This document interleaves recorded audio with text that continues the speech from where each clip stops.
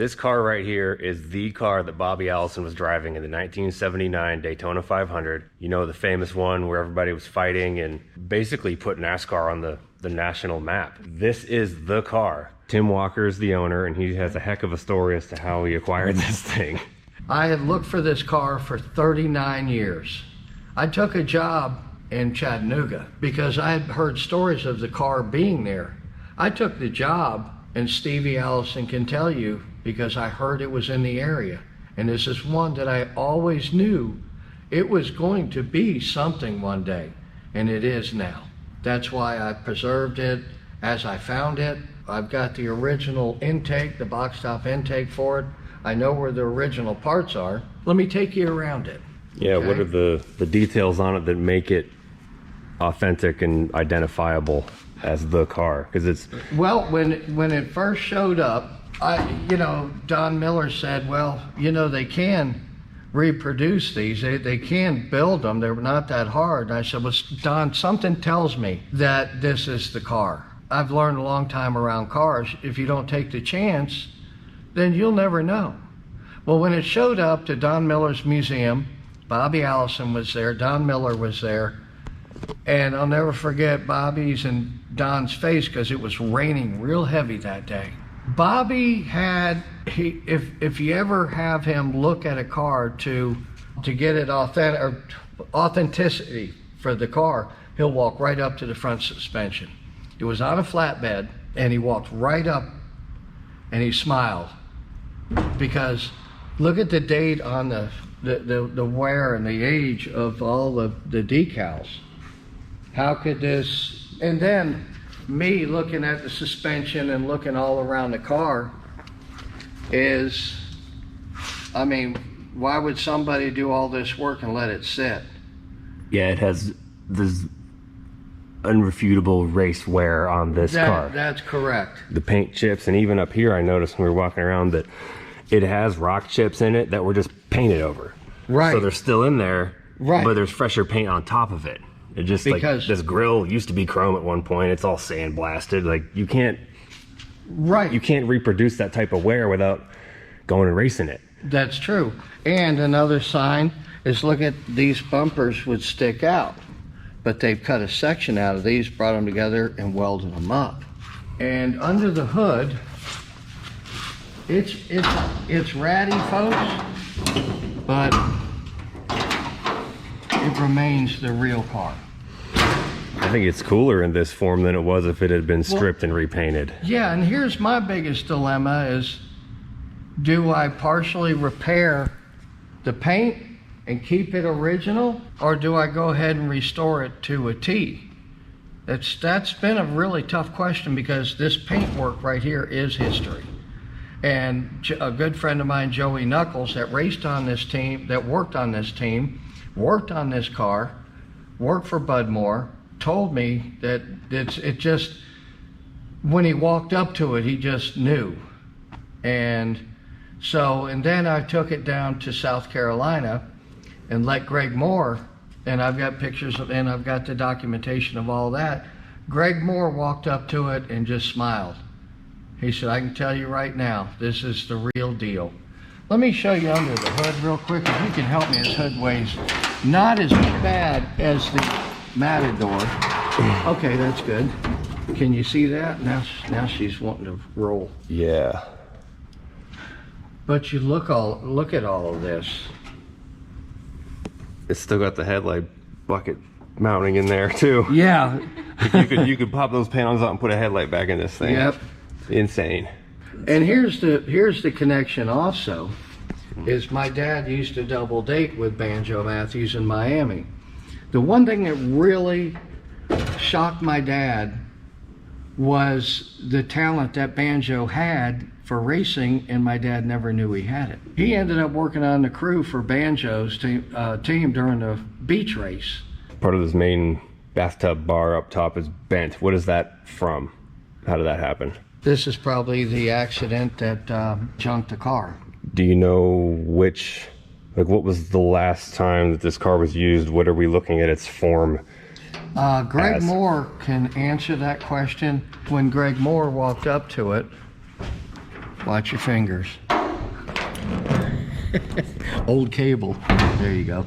The thing in question, I said, Greg, was this thing wrecked? He said, well, it started out, Tim, that Bobby on the speedways was complaining about the sheet metal rattling, and they figured out that that was slowing them down.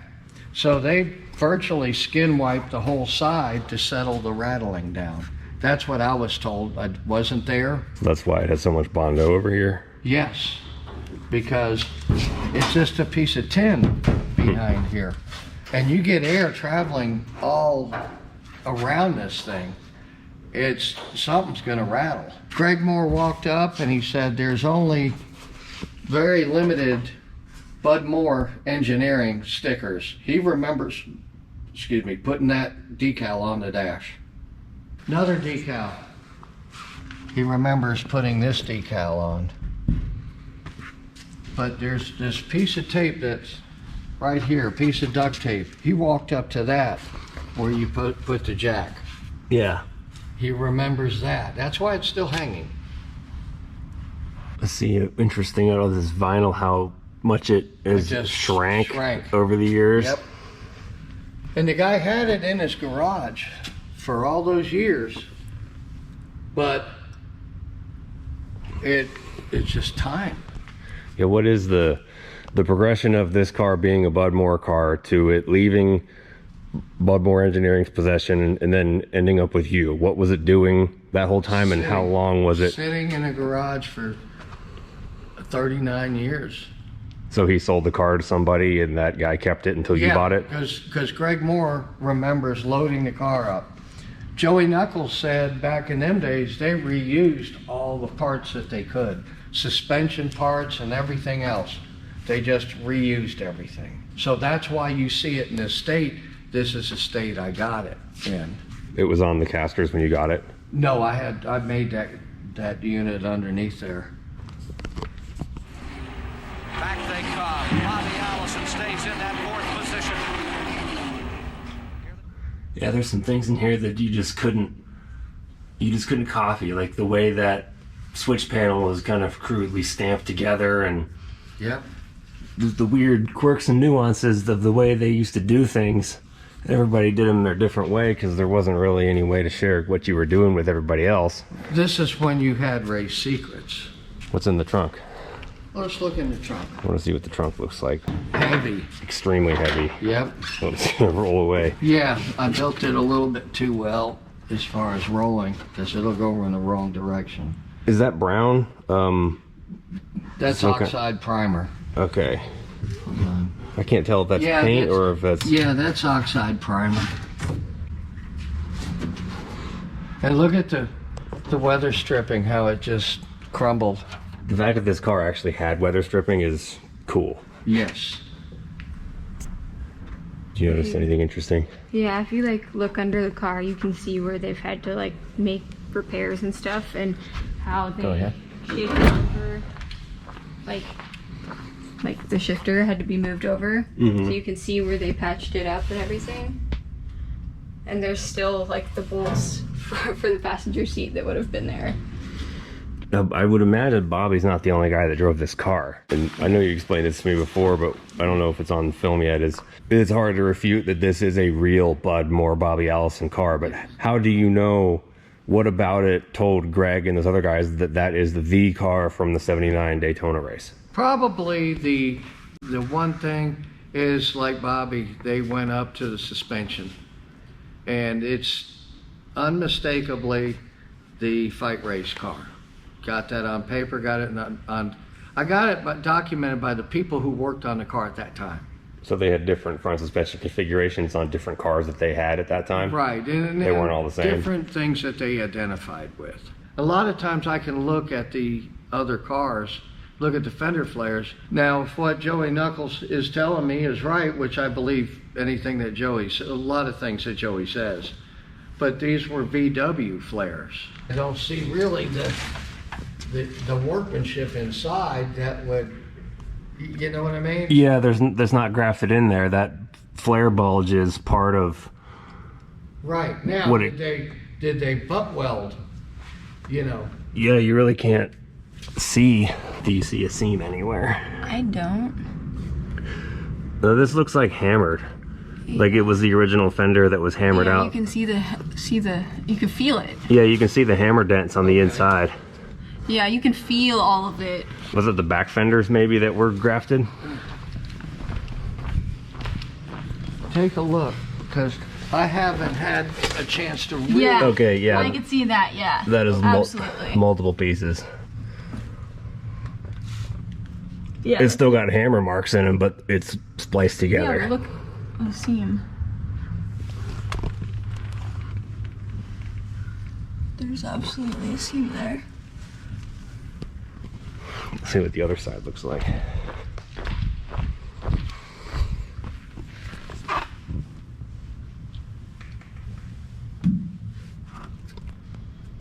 This one's not seamed up as much, but it's still hammered.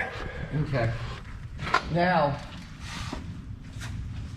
you know, they traded paint quite a bit in them days. This fender almost looks bigger than the other one too, but I guess that's because of the Bondo. Yeah, they're probably not the same. Oof.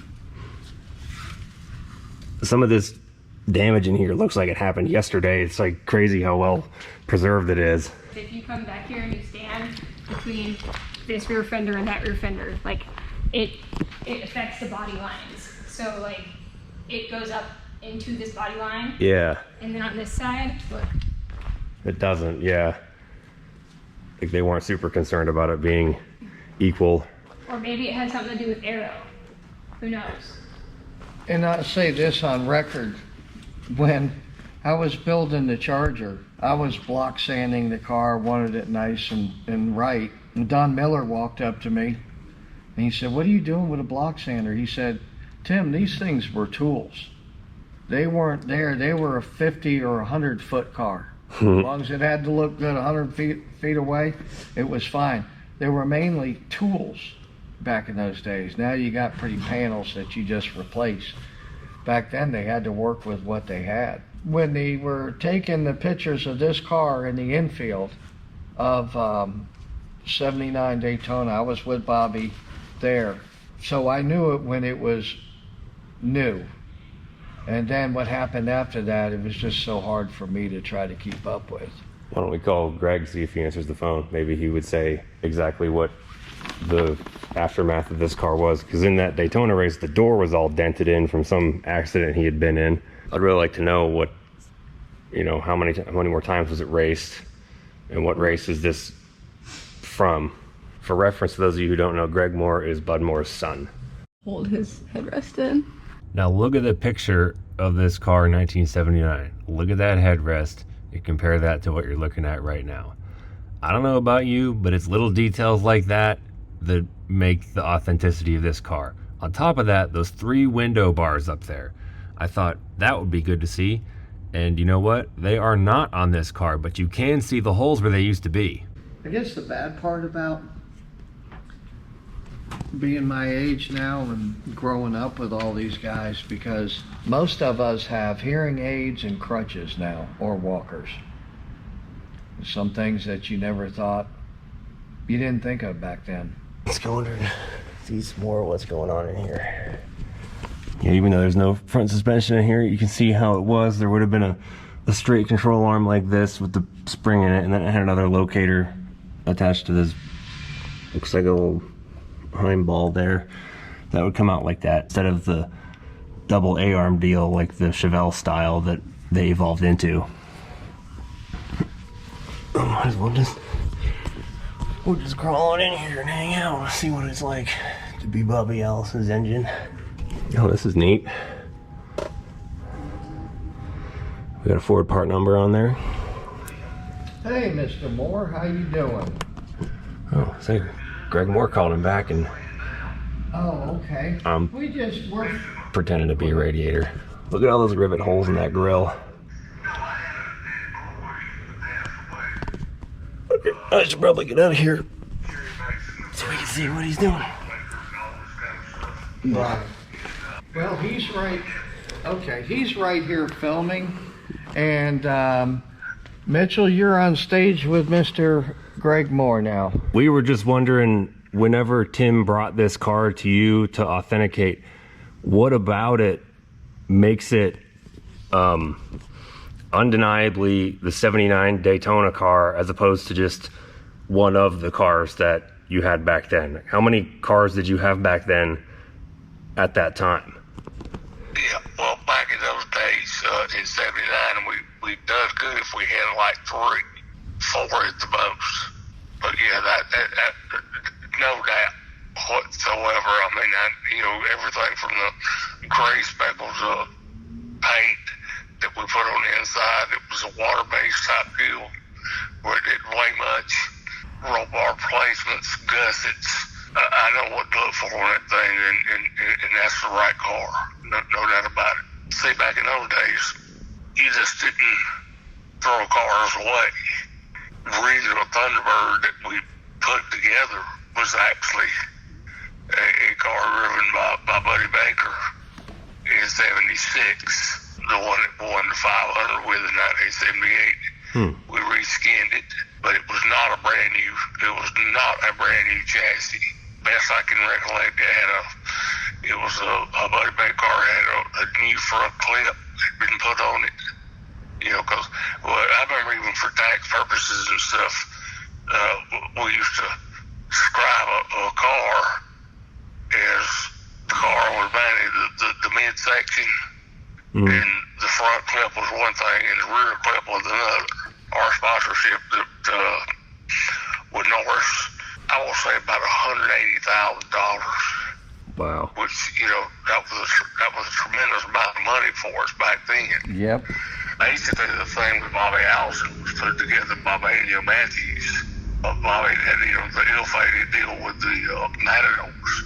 And I'll never forget when first come across with the Thunderbird, I went and looked at the showroom and got a brochure, and they found out they had a Diamond Jubilee edition of the Thunderbird, and basically, we was fighting that door, the rear window, all that stuff had to be opened. And what made the Thunderbird a Wonderbird was the fact that they had made a Diamond Jubilee 75th anniversary car, and it had a vinyl roof that covered the back window and made it look more like a luxury liner. We talked about it, me and Daddy talked about it, my brother Daryl, and there was even input from Junior Dunleavy and stuff about it, and we got thinking about it, and we knew Ford was probably going to come back in within 2 to 3, 4 years. So let's make this Thunderbird, and then we put that thing together, and we chopped that front end up, done all the tricks to it. And it was, and then we had that thing painted in appliance white, and it was sitting in the front part of the shop where we rolled it out, and I had some real good crew guys. I bet people walked in and just got up, Nighty, that's a beautiful race car. And Bud Moore turned around and told him, said, yeah, but if it don't run, it'll be an ugly son of a bitch. And that car pretty much was put back the short track car. You guys are great. I appreciate everything y'all doing, and I want to put something together, as soon as we can. And that's why I'm here now, Greg, because if we don't keep it alive, it'll just perish forever. And I've looked up to you and for many, many years, and I was just telling Mitchell here that there's 78 and especially 79 when y'all did the photo shoot out there in the in the front in the grass at Daytona. I was there. I walked out with Bobby, and I couldn't believe that I was out there and that guard wasn't chasing me. Oh, it was incredible. And the effort that we had in 79, we had a lot better race car. That was we had approximately about 15 to 18 more horsepower, which was a bunch. Right. Back back in the day, because, you know, we fight the rules and everything, you know. Mm-hmm. And we don't want to get into the deal about the high port heads or that kind of thing. I ain't going about that manifold and high port head probably for about 3 years. You know, I really like about what you guys and Mitch and what y'all doing. It's keeping it going. Right. It's keeping it going and keeping it accurate. You know, Bobby and I have traveled thousands of miles together. Oh, Lord. And when he talked about your dad, he loved you and your dad very much. We love. Yep, and you know how special Bobby is to me. So he saved my life, and he became more of a father than my real father. I had been hanging around Bobby and the races since 1972, February 16th, 1972. That's when my life changed, and it became a way of life, this period. Struggled in the early days of Miami with schooling and amongst other things. But at the time that I met Bobby, I was 11 years old in 1972, February. And it just became into a friendship ever since then. We used to go up there with, my dad said in 1972, he had an underground pipe supply company that he was a salesman for. And he approached me at like Christmas in 71 and said, "Hey guys, my brother and I, how would you like to go to Daytona and watch the race?" And I said, "That would be fantastic." But the one thing that I, nor my brother will ever forget, is my dad said on the way up, "Boys, do you know I know the Allisons?" And I thought to myself, oh boy, Dad started drinking early. The funny part is I was determined to find Bobby Allison. And as it happened, I guess it was the Wednesday we were up there, my dad and my brother said, well, we're going to try to get in the pits. And so in the pits was easy once you knew how. Right at the flag stand, after the practice or the race, whatever, they would open the gate. So they went in, saw Bobby and Donnie and all the crew and everything, and I was still walking around the track. I must have walked 5 miles that day. I was going to sneak in somewhere. I was a rookie then, but I got better. I was headed back to the campground, unsuccessful, and my dad and my brother walked up to me and said, "Where were you? We got in and we saw Bobby and Donnie and Red, the whole group," and I'm not sure if Red was there or not, but nonetheless, I just started crying. And so my dad says, "You know what, TJ, we'll try to go back tomorrow." And my dad said, "Don't get lost. Follow me. Maybe we can have the same luck we did yesterday." So sure enough, the practice was over and time trials or whatever, and they opened the gate. My dad says, "Just do exactly what I do." Well, right at the flag stand, there's still a pretty good sized grade there. So my dad jumps down and trips. Well, he's trying to keep his footing. I have never seen a man run 35 miles an hour ever in my life. But when he got on the apron, he invented the scorpion. Because my dad's feet were right here, skinned up his face and everything. And so we found the Allisons, and I was at awe and starstruck. And so Bobby is leaning over the hood of the car, sees my dad walk up with blood and, face scraped up. And Bobby said, "Not much changes with you, does it?" Because they knew each other. My dad was a little older than Bobby, and he was closer to Eddie's age. But at that particular time, my life changed. And this is a story I've always wanted to tell, because in Miami, I was number 2 tested for learning disabilities. And then quickly acquired 2 stomach ulcers and was not happy. And I found when I was talking to Bobby, everything had changed.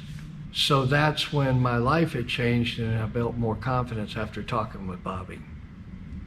There's more to Bobby Allison than just a historic and a fantastic race car driver. It's Bobby Allison, the person, because he cared. At any time, at any given time, you can talk to him. I could call him. He gave me his home number. I could call him. I could ask for advice in anything. That's why it's just been a way of life for me. There's a cool bonus story about Greg, Bobby, and a telescope at the end of this video after my little wrap-up segment here, so don't forget about that. I just love how profound this stuff is and how there's so much more meaning to these cars than just a car. Like, it's never just about the car. Like Roger Penske says, racing is a people business. It's all about people. Everything's about people. Cars aren't just hunks of metal. They're a way to forge a life, to learn skills, to make friends. Everything, all of this, my entire life right now is due to my blind dive into doing stuff with cars because I hated school, and turned into something really cool. There's a story about that on our Stable 42 Extra channel. But anyway, I felt like it was a very similar thing with Tim and his story, and how he kind of, whenever he met Bobby, it reshaped his life trajectory. And I don't know, I know you guys probably have stories like that. If you feel like typing it out in the comments, type it out in the comments. Let's hear about it. And it's exactly that it bothers me so much, why all these agencies are trying to crack down on hot rodding and modifying cars and stuff, and it's not about the dang car, it's about the people. You take that away, you kill racing, you kill a way for this country to grow. You're killing innovation, you're killing creativity, you're killing all the things that make this place great.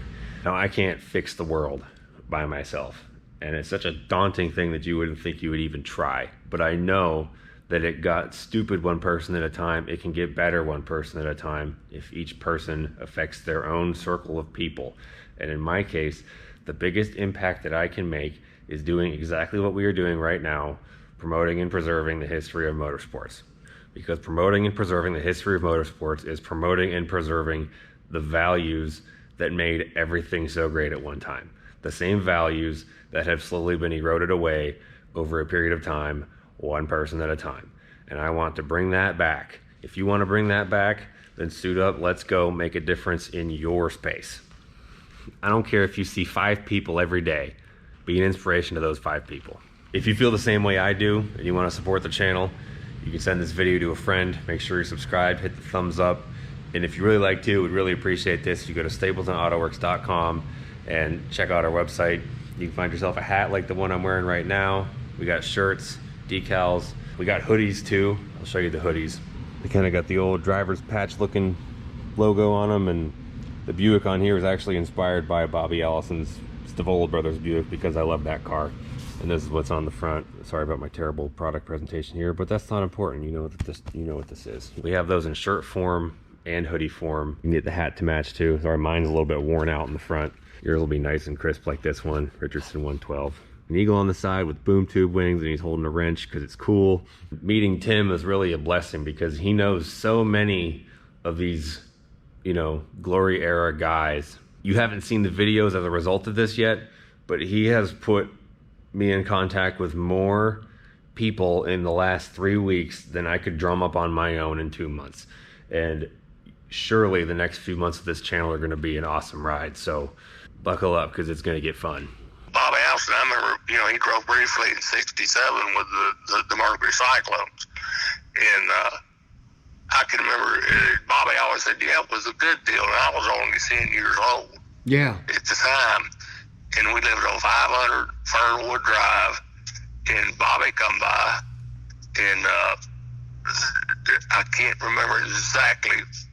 He stayed at Joe John's Motel on Pine Street, and he come over, and I had my telescope out, and I had a refractory type telescope with the borrowed lens and all that stuff. And I was really good at spotting all kind of planets. I mean, and I remember trying to think who was with him, but I sat there and he got to look through the telescope and see the rings of Saturn, through 3 or 4 of its moons. Jupiter was able to look at the moon, and it was cold as the son of a. That was the way you had to do it, but yeah, he remembered all that, and he said, Bud Boy's always been a friend, and